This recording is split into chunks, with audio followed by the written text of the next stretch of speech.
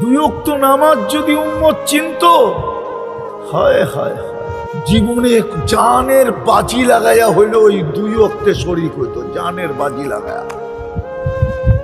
এখন তো সামান্য একটা পদের জন্য বলে জান দিয়া দিন, রক্তের বন্যা বয় দিন, দরকার হলে স্ত্রীকে বিধবা করে দেব, বাচ্চাদেরকে এতিম করে দেব। আচ্ছা তুই থাকবি না, পথ কোন জায়গায় যাব?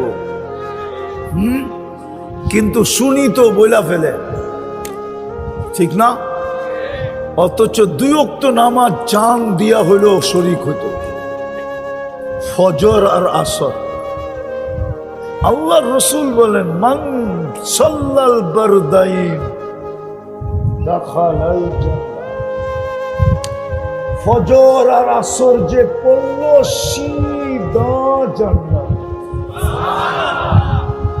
এই দুই ওয়াক্তের নামাজ হলো জান্নাতের গ্যারান্টি, জান্নাতের টিকেট, জান্নাতের পাসপোর্ট। এই দুই ওয়াক্ত নামাজ হলো জান্নাতের গ্যারান্টি।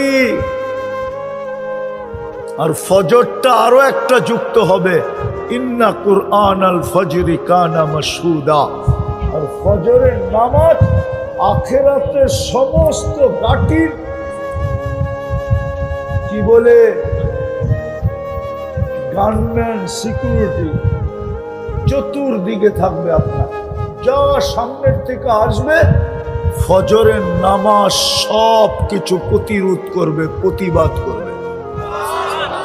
এই জন্য তো কোরআন বলে, ইন্না কুরআন আল ফজরি কানা মাশহুদা। দুই ওয়াক্ত নামাজ যদি উম্মত চিনত, হায় হায় জীবনে জানের বাজি লাগাইয়া হইলো ওই দুই ওয়াক্তে শরীক হইতো, জানের বাজি লাগায়া। এখন তো সামান্য একটা পদের জন্য বলে জান দিয়া দিন,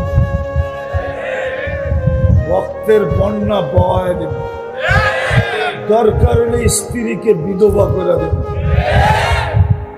বাচ্চাদেরকে এতিম করে দেব। আচ্ছা তুই থাকবি না, পথ কোন জায়গায় যাব?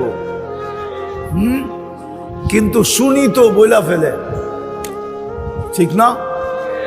অথচ দুই ওয়াক্ত নামাজ জান দিয়া হইলো শরীক হইতো, ফজর আর আসর।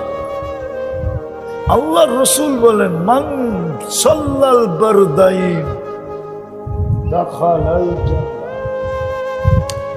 ফজর আর আসর যে পড়ল সিধা জান্নাত।